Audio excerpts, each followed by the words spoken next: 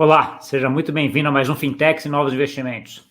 E hoje vamos falar com uma das principais exchanges cripto do Brasil. Acho que, se não é a mais antiga, é uma das mais antigas que já está há muito tempo na chuva e tem muita história para contar. É uma conversa que eu já estou há muito tempo para trazer aqui e acabei só agora conseguindo organizar para que o João Caiada, que é um dos fundadores e CEO da Foxbit, estivesse aqui com a gente. Vamos lá, João, tudo bom? Olá, Gustavo, beleza? Prazer estar podendo participar aqui e contar um pouquinho da minha trajetória de quase 10 anos de mercado em cripto no Brasil, né? Você é um dos caras. Depois eu vou até colocar uma coisa que você foi um dos responsáveis até por eu entrar nesse mercado. Acho que você nem sabe dessa Olha, história, mas daqui a pouco eu conto. Eu queria que você contasse um pouquinho aí de como é que foi esse teu começo lá atrás, né, João? Como é que você descobriu o Bitcoin? boa, beleza. Cara, a minha história, ela é meio louca, né? Assim, tipo, na real, para eu falar de como eu descobri o Bitcoin, tem que voltar um pouquinho só na linha do tempo. Em 2011, eu era vendedor de material elétrico lá em Mogi Guaçu, tá? E aí meu pai estava iniciando a transportadora, ele tinha um caminhão e fazia agenciamento de fretes, ele me convidou e falou, pô, tô precisando montar a empresa, formalizar, enfim, organizar a casinha aqui. No fim do dia, se der tudo certo, vai ser seu mesmo. Você não quer montar comigo? E a gente abre a transportadora e você vem trabalhar comigo, sai aí da loja e vem para uma coisa que vai ser sua no futuro, né? Aí eu dei uma refletida, falei, pô, não quero chegar lá na frente, ficar arrependido que meu pai me deu uma oportunidade de ser dono do meu próprio negócio aqui, e eu não agarrei, né? Afinal, o que pode dar errado, né? Vamos para cima, vamos fazer. Se der errado, a gente resolve, né? E aí eu fui trabalhar com ele, a gente montou a transportadora, iniciamos a operação em 2011, o primeiro ano foi um ano incrível, foi um ano muito legal, aprendi muito, e evoluímos muito também como empresa. Porém, no segundo ano, a gente tomou um calote e a situação financeira ficou bem mal. Putz, conheci as PC e Serasa bem a fundo ali, fiquei numa situação horrível. E, e aí comecei as minhas bolas de neve, né? De atrasa, paga, paga, atrasa. E uma das bolas de neve era a minha faculdade. Eu fiz um ano e meio de TI na Unify em São João da Boa Vista e tranquei em 2010, quando eu comecei a fazer o serviço militar obrigatório, né? Aí não dava para continuar a faculdade, trabalho e tal. E aí eu estava na minha faculdade de administração nessa época, eu tinha recomeçado a ADM, e aí eu não queria parar de novo. Eu falei, pô, vou parar de novo a faculdade, não quero, eu não vou parar. Só que eu não conseguia pagar mais a mensalidade. Eu atrasava 6 meses, fazia acordo, atrasava acordo também. Então, minha vida financeira estava bem enrolada. E aí foi nessa, de empurra com a barriga, paga, atrasa, empurra, atrasa. E aí, final de 2013, eu lembro que eu falei, putz, eu preciso arrumar um jeito de ganhar um dinheiro que não tenha vínculo com a transportadora e que eu consiga, pelo menos, pagar a faculdade, porque eu não quero parar. E aí foi quando eu comecei a procurar informação sobre algo relacionado a computador e internet, que sempre foi minha paixão, sempre gostei muito de tudo relacionado a isso, jogos, tal, cara, sempre fui um cara muito da tecnologia, né? Com as minhas limitações, não tinha grana e tal, mas sempre gostei bastante. E aí, nessa pesquisa, eu descobri o Bitcoin, redescobri o Bitcoin, tá? Porque eu já tinha ouvido falar em algumas das Campus Party que eu fui em todas as Campus Party que aconteceu no Brasil, tá? Desde 2008, 9, 10, 11, enfim, todas. Adorava o ambiente lá, de pô, ter internet rápida, contato com muita gente, palestras e tal. E aí, nessa conversa, nessa pesquisa, eu descobri, eu ouvi sobre o Bitcoin e falei, pô, legal esse tema, parece interessante. Essa moedinha da internet aqui, deixa eu tentar entender o que, que é isso. Aí eu fui lá numa corretora da época, tinha 4 corretoras no Brasil na época. Fui lá e, vou comprar aqui R$ 50, deixa eu testar. Até porque eu não tinha dinheiro também, então, enfim, comprei R$ 50, deixei para lá, passou uns 10, 15 dias, entrei de novo na conta, fui olhar, os R$ 50 valia 60. E aquilo me deu estalo, falei, pô, pera lá, 60, né? Ganhei R$ 10 Legal, aqui, não fiz nada. O que é isso aqui? Eu nunca tinha lidado nem com bolsa de valores, com nada relacionado. E aí eu falei, pô, o que é esse negócio? Por que isso valorizou, né? Por que meu dinheiro valorizou aqui? E aí aquela ideia inicial de quem não tem... Estava iniciando a vida financeira, né? Vamos falar assim. pô, se eu atrasasse um boletinho aqui, comprasse tudo, de repente eu pagava 2 boletos, né? Eu falei, pô, não faz o menor sentido isso. Achando que o negócio era linear, né? Achando que era o trader, nossa, super trader, né? Primeira operação na vida, só porque acertou e ganhou R$10, acho que domina, né? E aí fui tentar entender. Na época não tinha muito site, não tinha muito conteúdo, era muito difícil, informação a maioria em inglês. Que ano que a gente estava falando aí, João? A gente está falando de final de 13 para janeiro de 14, nessa transição ali de novembro, dezembro de 13 e janeiro de 14. E aí, inclusive em janeiro, esses dias eu tive uma live com o pessoal do grupo Bitcoin Brasil do Facebook e eu olhei a minha data de entrada no grupo. Foi 14 de janeiro de 2014. Caraca, bem no começo. Bem no comecinho. Na época tinha 3 mil membros no grupo. E aí eu entrei nesse grupo, Bitcoin Brasil, lá eu descobri que tinha o Bitcoin Talk, eu descobri que tinha fóruns e tal, fui começando a entender, a aprender sobre como funcionava. Lá tirei muita dúvida, aprendi muita coisa, li muitos conteúdos, e percebi que tinha um mercado ali. O pessoal negociava Bitcoin no Facebook, tá? E aquilo me chamou a atenção. Eu falei, pô, interessante isso aqui, né? Mas estava tendo muito golpe na época.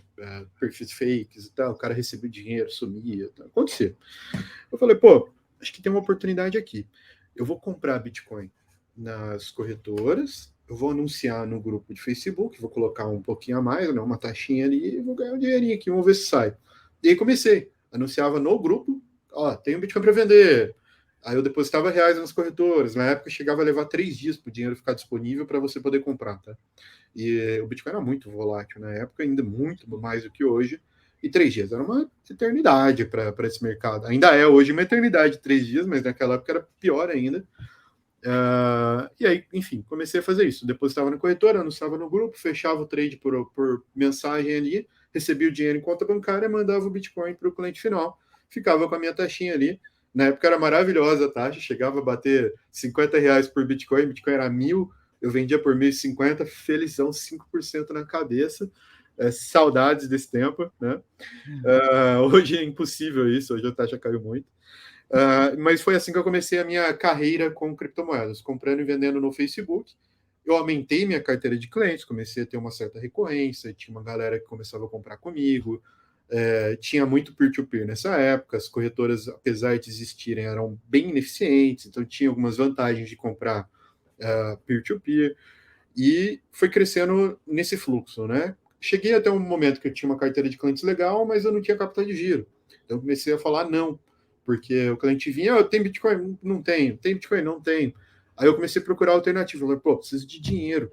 Dinheiro faz dinheiro, não tem jeito. E eu não tinha capital de giro na época, tinha um monte de conta para pagar, estava quebrado. E aí descobri um site da época chamado BTC Jam. Era um peer-to-peer lending global em cripto.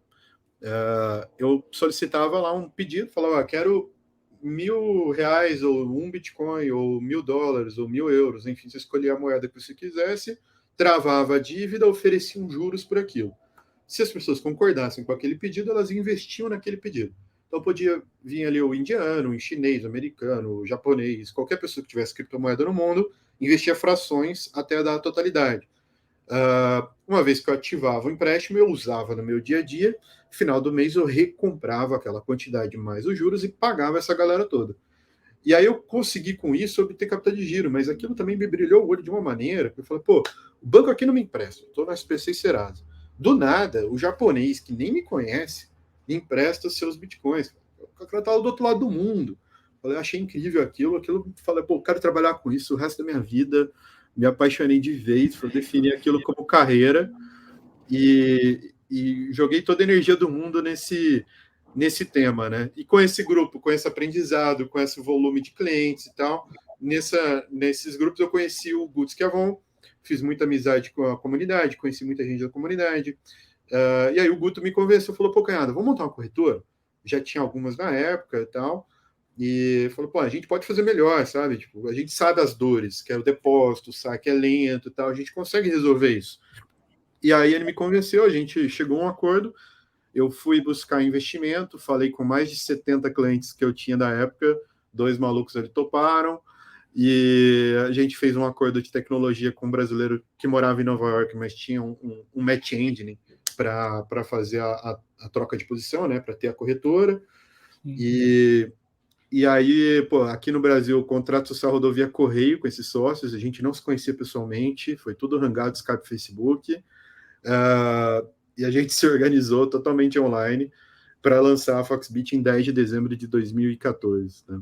Então, a Foxbit nasceu online, descentralizada e distribuída desde a sua origem, e é isso. Essa foi a fundação.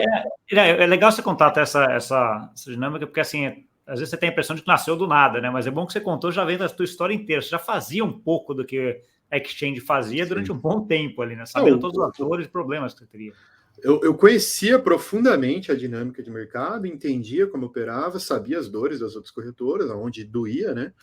E realmente, e o meu aporte para a Foxbit foi a minha carteira de clientes inicial, né? Eu tinha ali mais de 200 clientes da época que compravam comigo com alguma recorrência mensal, e esse foi a minha... Em vez de eu vender para eles, eu falei, pô, vocês vão comprar e vender de si mesmos dentro da minha plataforma, dentro do ambiente de negócio que eu estou lançando aqui. É tá. E aí, você está passando de um business que é totalmente, assim, não vou dizer desorganizado, mas assim, que não tem uma organização por trás, né? Que é um business que depende de você só, né? Você comprar e vender ali e tal, para um negócio que vira uma organização, né? Uma empresa com sócios, com não sei o que lá e tal. Como é que foi essa mudança? Porque essa mudança não é trivial também, né, Canhada? Porque uma coisa é você estar fazendo do jeito que você quer, sempre, etc. Outra é dar esse passo onde você tem toda a parte ali jurídica, administrativa, societária da empresa, né?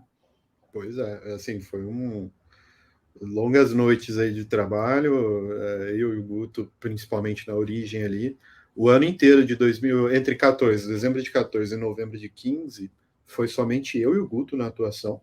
Então, a gente fazia comercial, suporte, depósito, saque, enfim, a gente que fazia tudo da plataforma. Aí, no final desse primeiro ano de operação, em novembro de 15, foi quando o Felipe, que era sócio também da operação, a gente precisava contratar alguém, porque o volume tinha aumentado, falou, pô, a gente tem sócio aqui, entra os sócios pro dia a dia, hein? Tá precisando de apoio, né? E aí ele entrou, começou a trabalhar na Foxbit, no operacional, e aí em abril de 2016 foi quando a gente recebeu um primeiro investimento anjo significativo, tá? Até então, o nosso anjo de 2014 tinha sido 70 mil reais.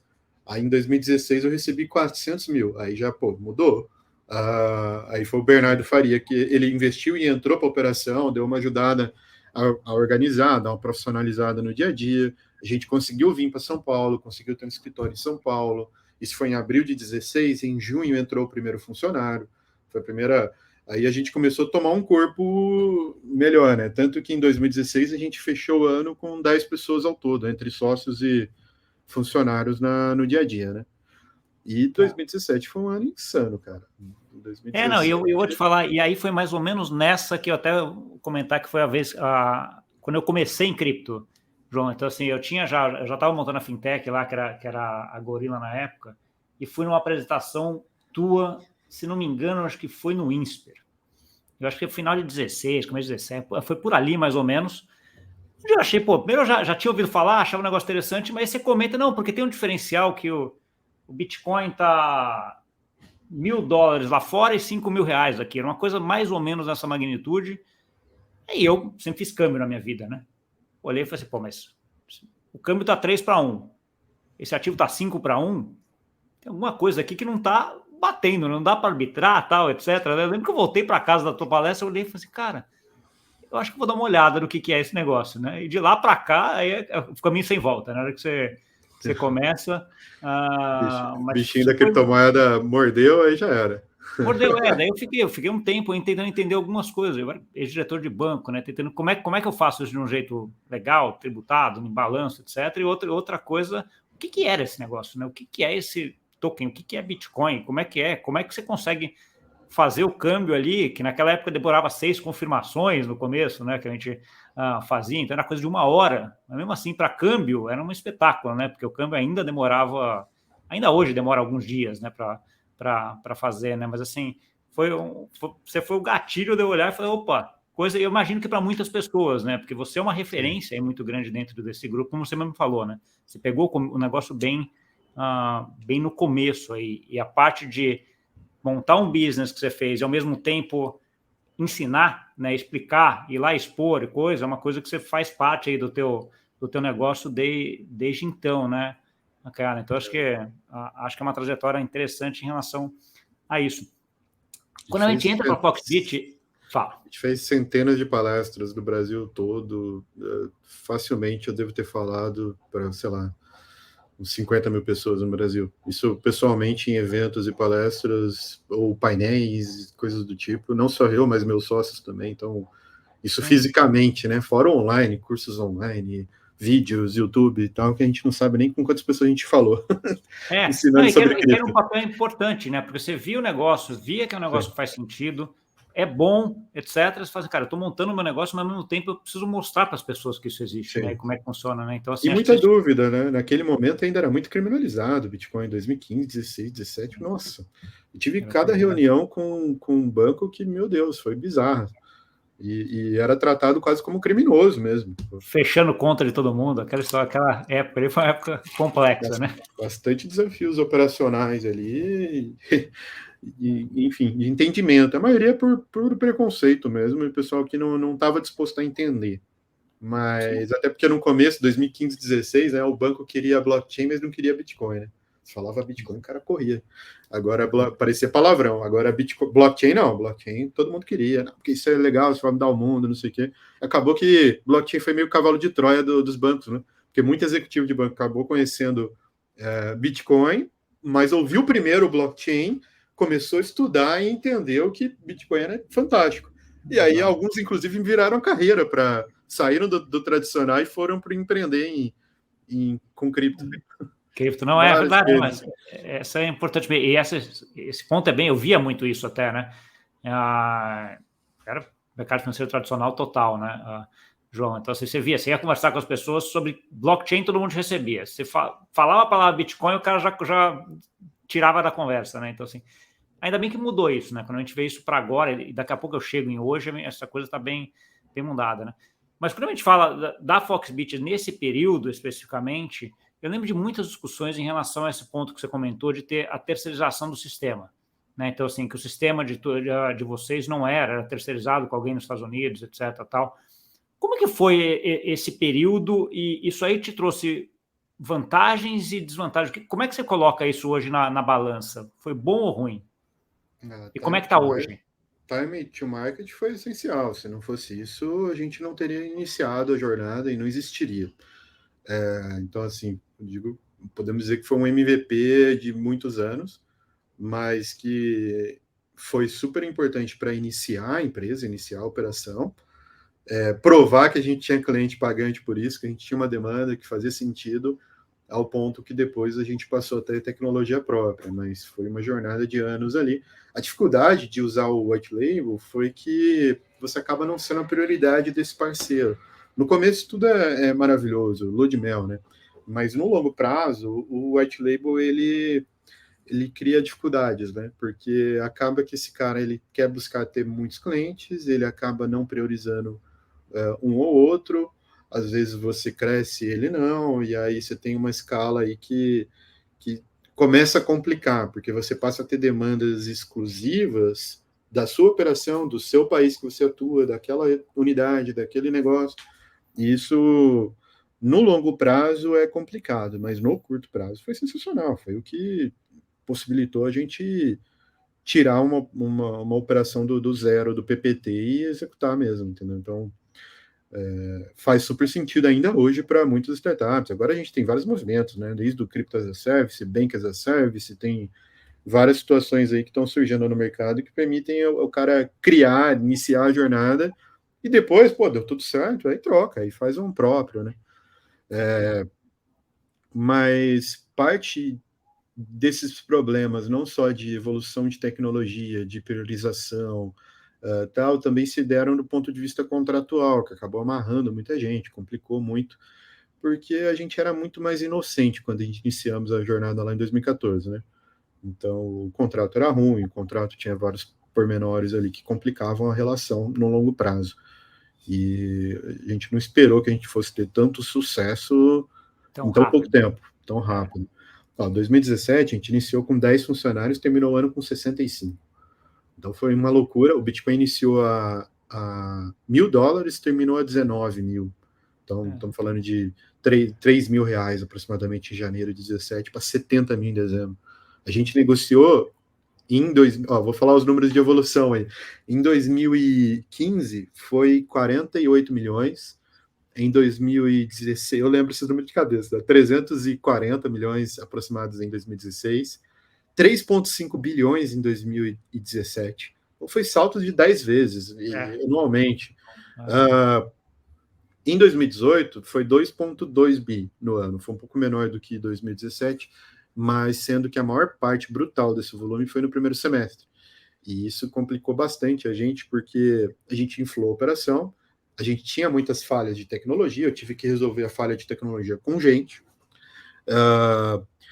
Na época, tudo era muito manual, tanto depósito, cash in, cash out, saque, depósito, cadastro, tudo manual, tudo precisava de gente envolvida. Então era lento, era ineficiente, acontecia erros, a gente teve problemas de tecnologia, chegamos a ficar alguns dias fora do ar em maio de 2018. Aí, devido a esses problemas, a gente optou por migrar a tecnologia de um terceiro para outro terceiro. A gente teve vários desafios e deu muita coisa errada nessa migração, foi complicadíssimo ali essa troca. Eu cheguei a ter 90 pessoas na Foxbit em maio de 2018, e ao mesmo tempo que a gente estava com esses problemas de tecnologia, a gente teve um mercado em baixa brutal, né? 18 foi um ano muito difícil, 19 foi horrível também, mas 18, então assim, a gente começou o ano com 65, chegamos a 90, em agosto eu tive que fazer a primeira rodada de corte. Pô, mandar 30 pessoas embora, demissão em massa, para mim foi assim, doeu na alma, foi um ano muito foda. Aí eu lembro que em dezembro de 18 a gente chegou à conclusão que teria que mandar mais 30 pessoas embora.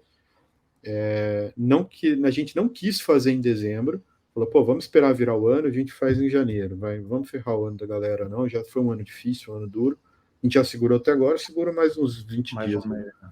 E aí aconteceu que em dezembro de 18, no dia 25 de dezembro, o Guto, que era o fundador junto comigo, ele faleceu disso. Carro. E aí, cara, porra, foi uma merda, eu de luto, foi muito difícil, ainda é difícil até hoje, foi muito complicado, mas foi foda porque, particularmente nesse momento, eu tive que chegar em janeiro de 19, dia 2, 3 de janeiro, e mandar mais 30 pessoas embora. Então a empresa estava de luto, eu estava de luto, eu ainda tive que fazer um corte muito horrível ali. E aí, pô, a gente reiniciou a empresa em 19. A gente foi para 23 pessoas, entre sócios e funcionários que atuavam no dia a dia. E eu falo que a Foxbit tem duas fundações, né? Ela tem em 2014 e tem em 2019. Porque ainda em 2019, depois de todos esses desafios, a gente conseguiu fazer uma aquisição de uma plataforma chamada Modiax. Foi uma das 50 corretoras que iniciaram no Brasil em 2018. Teve um boom de corretoras devido ao preço, né? Só que ela não decolou em número de clientes e base e tal, mas ela tinha uma tecnologia legal, ela tinha um time muito bom e tal. E aí a gente fez um acordo e comprou essa empresa e trouxe esse time para dentro.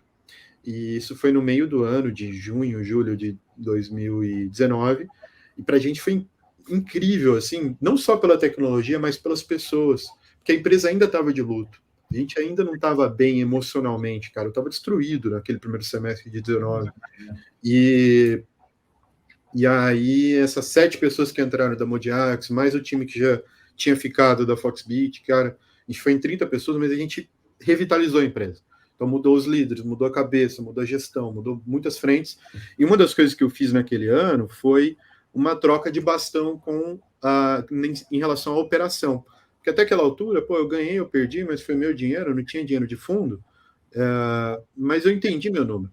Pô, com 20 pessoas, 20 e poucas pessoas, eu me viro muito bem como CEO, né? Mas passou disso, eu já tenho meu número, eu não vou dar conta, então eu preciso de alguém para tocar a execução da operação. E aí que eu fiz uma troca de bastão, eu contratei, a gente se conheceu, enfim, o Ricardo Dantas, eu passei o bastão para ele se tornou o co-CEO daquela época até agora, e aí eu comecei a focar mais a minha atividade original, que era intermediação para grandes contas, grandes clientes, e fazer um OTC para valer. Então, me voltei a atenção na minha origem, lá de 2014, que era quando eu negociava direto cliente a cliente. E deixei a gestão para outro. E isso permitiu a gente melhorar muito na operação. Eu entregava mais valor dessa maneira, na execução ali, do que propriamente na gestão. E foi quando a gente começou a dar um ponto de virada na empresa. Tanto que, em outubro de 20, a gente conseguiu finalizar a tecnologia e migramos do segundo, terceiro para a tecnologia própria, em outubro de 2020. Essa migração foi tão saudável que a gente fez numa tarde de sábado, muita gente sequer soube que houve a migração, e a gente iniciou em tecnologia própria daquele momento. Foi tão tranquila essa mudança, e foi ótimo, porque a gente pegou todo o boom de cripto. O Bitcoin estava a 60 mil reais quando a gente mudou em outubro de 20, e cresceu muito ali ao longo de 21, né? A gente saiu de 60 mil para 370 mil. Eu falei aqui, mas não sei se ficou gravado que você deu essa saidinha aqui. Não, ficou, eu só tirei aqui, porque teve que arrumar aqui a janela aqui, mas tá tudo feito. Mas aí o Bitcoin saiu de 60 mil na migração em outubro de 20 para 370 mil ao longo de 21. E ter tecnologia própria nos permitiu escalar, porque a gente iniciou o ano com 5 criptos e terminamos com mais de 50 criptos em 2021. Parte disso também, a tecnologia ficou tão boa que a gente passou a prover tecnologia para outros serviços. Então, se você acessar a 99 Taxi hoje, tem lá uma área de compra e venda de criptomoedas que ela utiliza das APIs da Foxbit como infraestrutura. A gente pode hoje prover o Crypto as a Service. Foi o primeiro Crypto as a Service do Brasil, foi o que a Foxbit fez com a 99 Taxi. Tá? E aí logo depois veio outros bancos, agora tem os new banks fazendo essa operação semelhante aí. Então, assim, a gente conseguiu evoluir muito em tecnologia. Eu falo que a gente se tornou uma fintech de verdade em outubro de 2020. Até então a gente era só fin sem muita tech, né? E aí, ao longo de 2021 também, a gente teve... a gente avançou com a área de frentes de tokenização, a gente lançou precatórios tokenizados, a gente lançou o token do Budo Spa, a gente lançou esse Crypto as a Service, mais de 50 criptos, evoluímos muito em liquidez, conexões, assim, a gente evoluiu muito com market makers, então a gente tem capacidade financeira para atender grandes volumes, tanto no order book quanto na nossa mesa de OTC, que estão bem automatizadas. Então, tem o API para você operar tanto no OTC quanto no book. Garanto que eu tenho a maior liquidez do mercado hoje. A gente consegue atender qualquer demanda, inclusive tem várias corretoras brasileiras que compram de mim para revender. Tá? Esse foi uma evolução interessante que aconteceu entre 19 e 21. Tá? A gente não depende puramente da nossa habilidade de captação de clientes. A gente criou uma infraestrutura de back-office tão eficiente que eu não só proveio para a Foxbit quanto para outras corretoras. Então, tem corretoras do mercado brasileiro que utilizam da minha liquidez para poder atender os seus order books e os seus mesas de OTCs. Então, eventualmente, alguma corretora faz uma propaganda num time de futebol A ou B, aí alguns casos perguntam, e a Foxbit, quando vai fazer? Então, eu falei, olha, amigão, eu passei da fase do ego para a fase do boleto pago, tá? Em 2019. Então, não tem problema que meu concorrente está anunciando na TV, não sei o quê. Provavelmente, esse cliente que está vindo de varejo está comprando de mim, porque eu estou lá no book desses caras vendendo. Então, assim, eu estou com meus boletos pagos, eu estou feliz, está tudo bem. A gente criou uma infraestrutura financeira tão eficiente que eu atendo meus concorrentes para alimentar a liquidez do mercado geral do Brasil. Então, a gente você passou por vários temas, eu queria ouvir um pouco a tua opinião, talvez, de alguns temas específicos aqui, Canhada. Acho que o primeiro é OTC. Né? Então, assim, tem uma discussão entre order book e OTC, o que é melhor, o que é melhor. Como é que você vê as diferenças e as vantagens de um e do outro aqui? Olha, houve maiores diferenças no passado, tá? Os order books eram muito menores em liquidez, e aí sim o OTC era super importante, tá? Hoje essa diferença ela foi minimizada com a quantidade de market makers profissionais que estão entrando no mercado trazendo mais eficiência de preço, tá? Então você consegue hoje comprar 2, 3, 5 milhões de reais nos books, assim como você consegue comprar 2, 3, 5 milhões de reais nos OTCs. Em termos de velocidade transacional, o OTC é muito melhor. Então, se você quiser comprar um volume grande, nesse tamanho que eu citei aqui, 1 milhão de reais que seja, 200 mil, 500 mil, enfim, vá para os OTCs, porque você vai fazer uma ordem taker, naquele minuto você vai aproveitar qualquer eventual subida de preço do Bitcoin, sem ter que criar uma ordem no book e aguardar que alguém execute. Então você tem velocidade, você tem preço, você tem atendimento, você tem um gerente de contas que vai lhe encarteirar e vai ter um grupo de WhatsApp, vai ter um sistema para você poder comprar e vender a hora que você quiser. E tem esse relacionamento que é importante. O OTC ele se tornou quase um private da corretora hoje. Tá? Então, onde você tem uma carteira de clientes e um gerente de contas conectado para auxiliar nas demandas individuais de cada um. Na corretora é muito self-service, né? Então, o cliente mesmo, ele vai lá, ele deposita cripto, deposita os reais, ele abre a ordem de compra quando ele quer, ele opera, ele faz... Então, self-service. Corretora self-service, OTC, é quando você quer realmente um contato, uma proximidade, um gerente de contas para te auxiliar, normalmente focado em grandes volumes. Esse paralelo de ser o private, que nesse que você falou, faz sentido, né? Porque assim, você, mesmo estando no private, você poderia entrar na tua conta corrente, mandar TED, fazer coisa, etc. Mas um monte de coisa, os mesmos produtos, etc. Mas você tem lá uma pessoa que está olhando, sabe o teu perfil, vai voltar para você com alguma oportunidade que faça sentido também, Sim. né? Porque tem dois caminhos aí que são bem interessantes. O outro tema que você comentou também, Canhada, é a questão de custódia, né? Então, assim, acho que é uma coisa que quando você começou lá atrás era uma coisa muito primária, vamos dizer assim, ainda, né? Então, assim, era muito difícil, etc. E a gente teve várias histórias de várias exchanges no mundo aí que tiveram problema até por conta de custódia. O meu entendimento é que hoje a gente tem uma custódia muito mais profissionalizada e muito difícil de ter problema em relação a isso, né? Então, assim, e aí vou fazer uma outra pergunta, que talvez seja a pergunta mais correta. Assim, lá atrás falava-se muito de que era melhor ter o dinheiro na tua própria carteira, né, significativo, do que até numa exchange, por conta de eventuais riscos que você poderia correr lá. Hoje em dia, dado a parte de custódia ser tão profissionalizada até aí, essas corretoras que nem vocês terem um sistema e terem acesso a muito mais isso do que a pessoa individualmente, como é que você vê isso hoje e ontem? Hoje ainda seria melhor estar na pessoa física ou as exchanges hoje têm sistema de custódia mais seguros? Ok. A custódia ainda é difícil, tá?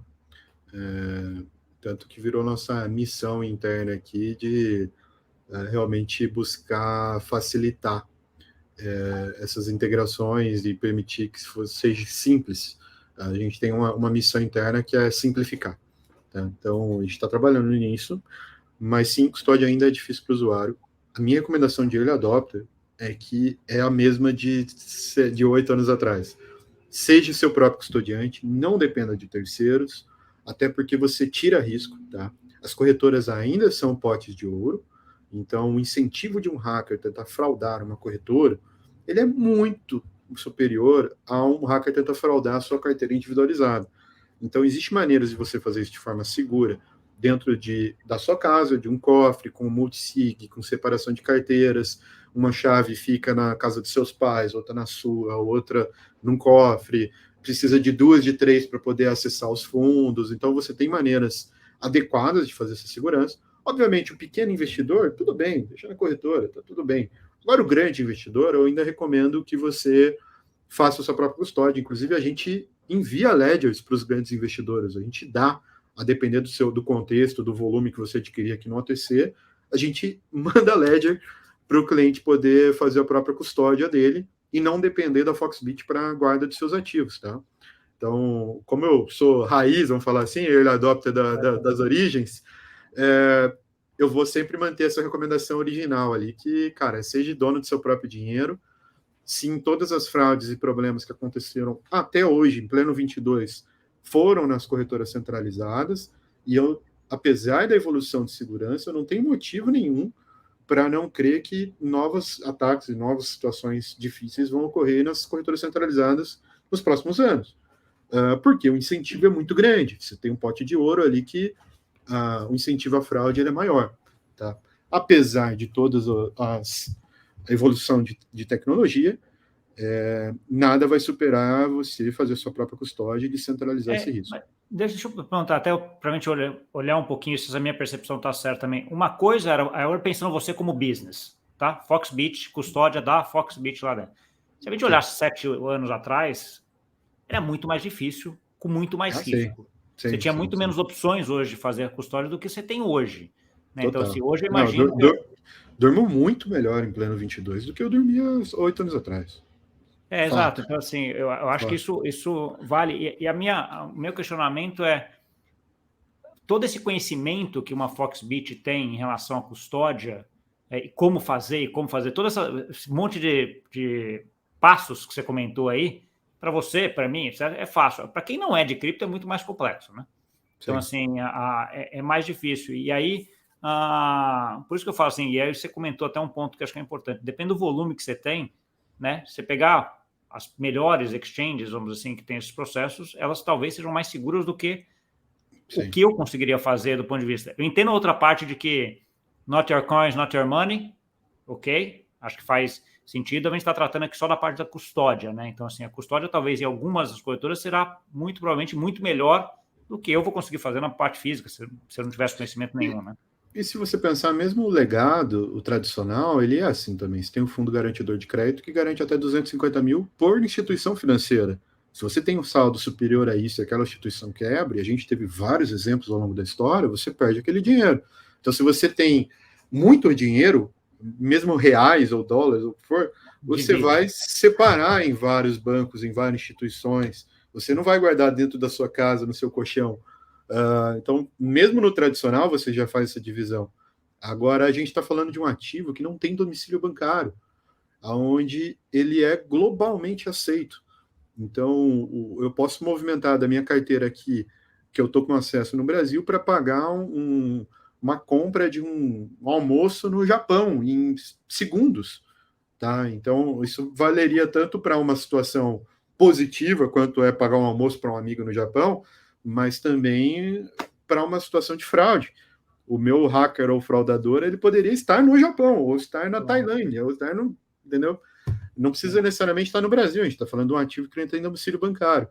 Então, o mesmo conceito do tradicional pode e deve ser aplicado quando a gente fala de criptomoedas. Sempre que você centraliza, você piora a gestão de risco. Sim.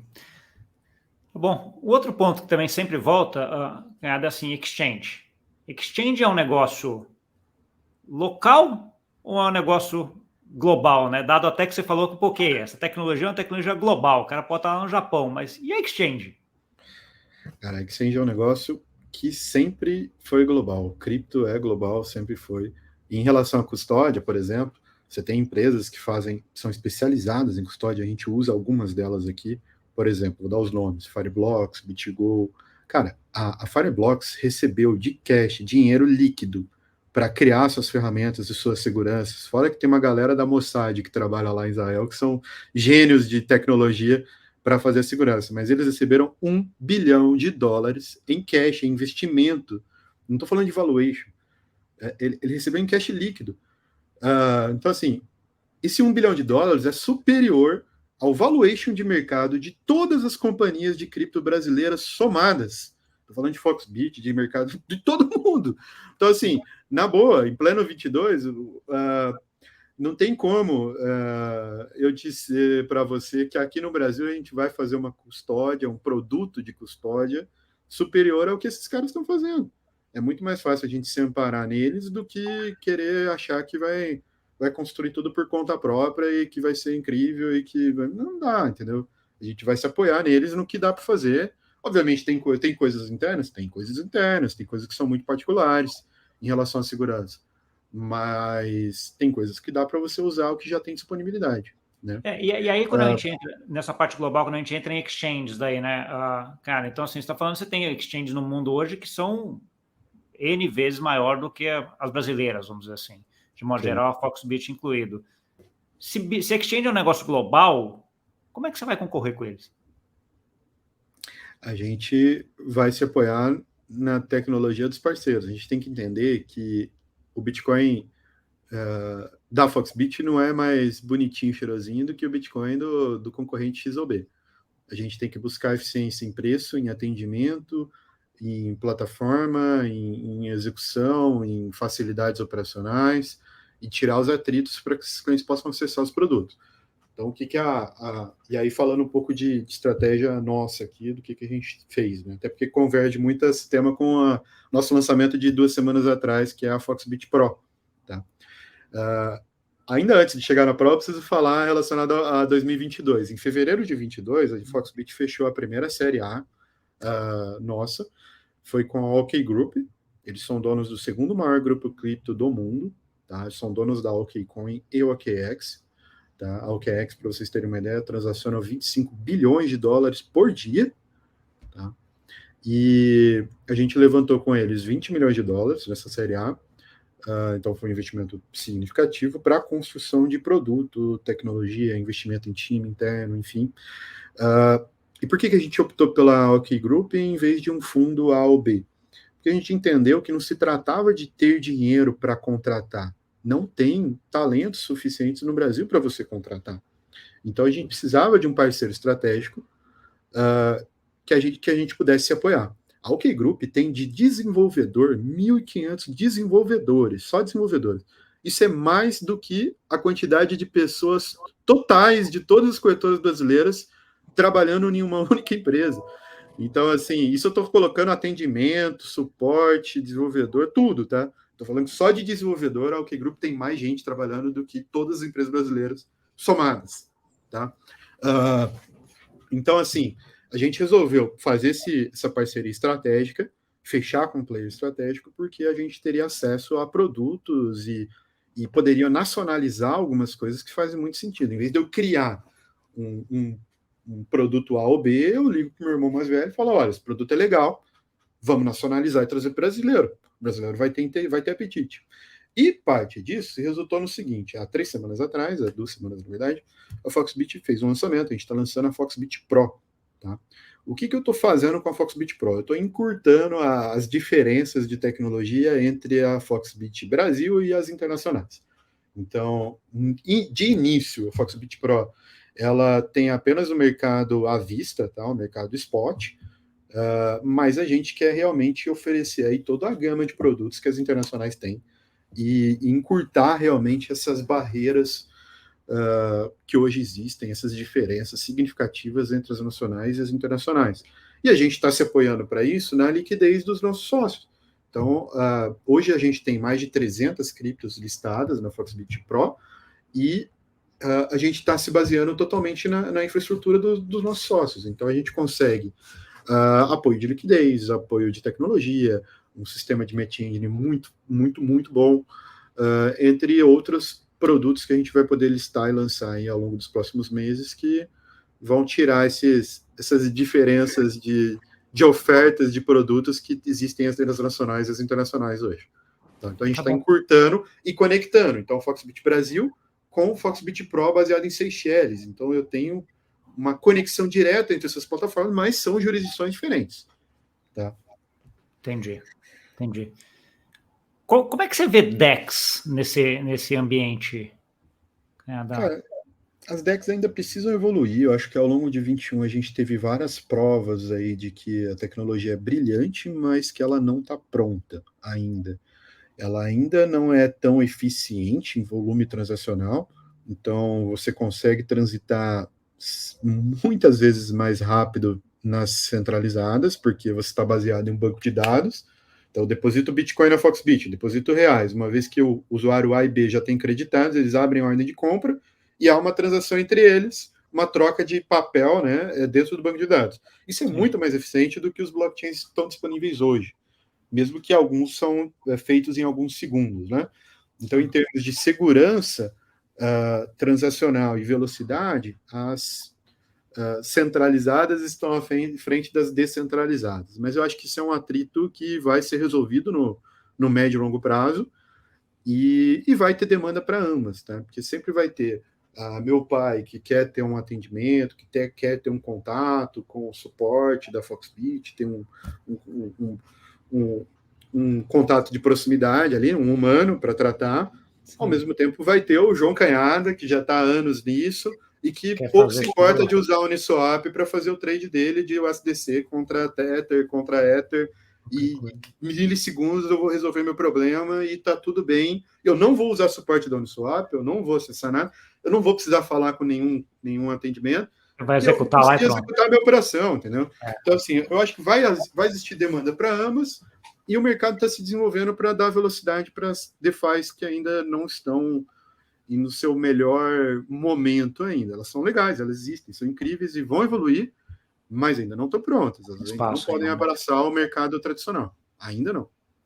Tá bom. Outra coisa que sempre, quando a gente fala de exchange, eu vejo a parte que é ligada à interoperabilidade. Né? Assim, eu vejo os exchanges hoje muito com esse papel aí de juntar. Então, é fácil você sair de um Ethereum para um Cardano, para um Polkadot, etc., que indo para as blockchains ou fora das exchanges é muito mais complexo essas mudanças. Você vê as exchanges tendo um papel importante nessa interoperabilidade das várias blockchains e layers 2 para frente?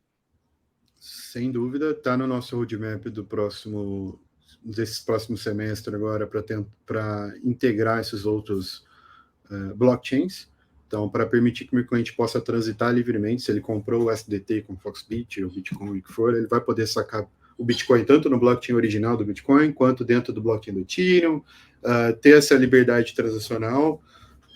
Está no nosso roadmap. Tem uma complicação de tesouraria, porque não é trivial esse back-office da corretora para poder fazer essa gestão de ativos, tá? E transitar entre os blockchains, mas a gente está resolvendo isso e espero ter muito em breve essa interoperabilidade para os clientes finais aí.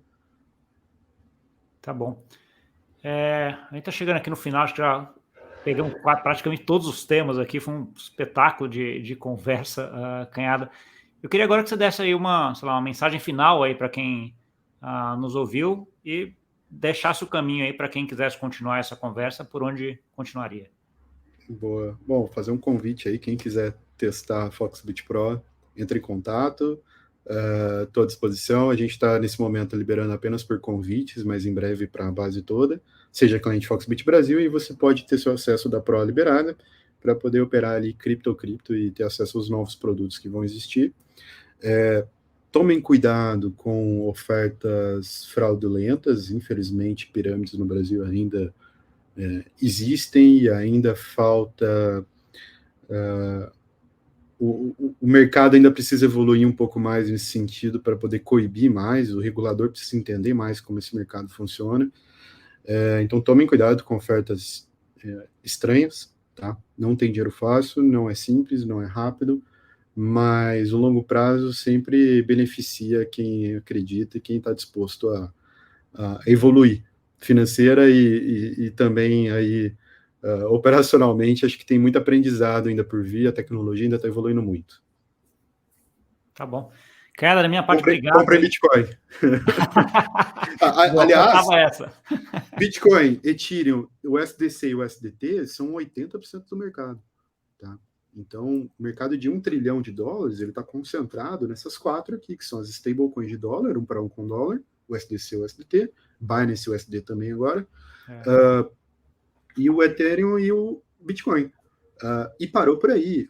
O restante do mercado, as outras mais de 30 mil criptomoedas, são 20% desse mercado. Estão pulverizadas em 20% do mercado. Então, tomem muito cuidado com a diversificação fora desse radar aí que eu te citei, das 4, 5 primeiras aí, porque tem sim chance de você perder dinheiro investindo em projetos que não vão ter sucesso. Ao mesmo tempo, tem, obviamente, projetos que são legais e que podem maximizar bastante seu retorno aí no médio e longo prazo, né? Aconteceu isso em vários outros. Acho que tem muita coisa. Eu gosto de ver essas outras aí, esses outros 20% como startups nesse sentido, né? Então, assim, tem uma chance pequena de dar certo, mas se dá certo grande, né? Então, assim, e cabe a cada um analisar o seu risco e vontade de comprar, né? Acho que é um pouco dessa... E 1% em Bitcoin aí, super razoável, tá? Todo mundo deveria ter 1% da sua carteira em Bitcoin, no mínimo. Boa. Não sei o que você vai fazer com os outros 99%, mas 1% devia ser Bitcoin. Agora, corre, não importa com preço. E eu falo muito aqui, quando eu dou palestras ou aulas, um pouco do que estava implícito aqui na tua conversa também, de que, cara, faça você sozinho, vai lá e compra, porque você vai aprender, saber na teoria e saber na prática como é que é. Né? Então, assim, é outra coisa quando você vai e compra o custódia e toda essa discussão que a gente teve aqui, que você vai conseguir fazer. Acho que é importante essa experimentação também, né? Então, acho que isso é bem legal. Canhada, brigadão aí por ter aceito o convite aqui. Acho que a tua trajetória é uma das melhores aí de cripto no Brasil e tem muito ainda para vir, né? Acho que esse é o ponto. Acho que tá começando, a gente costuma falar que esse mercado ainda está muito no início, né? Muito na infância. Tem muita coisa ainda para vir e certamente acho que você vai trilhar um caminho aí bem interessante para frente. Brigadão aí e a gente se fala. Bom, obrigado pelo espaço. Um abraço, Gustavo. Tchau, pessoal. Até mais. Valeu.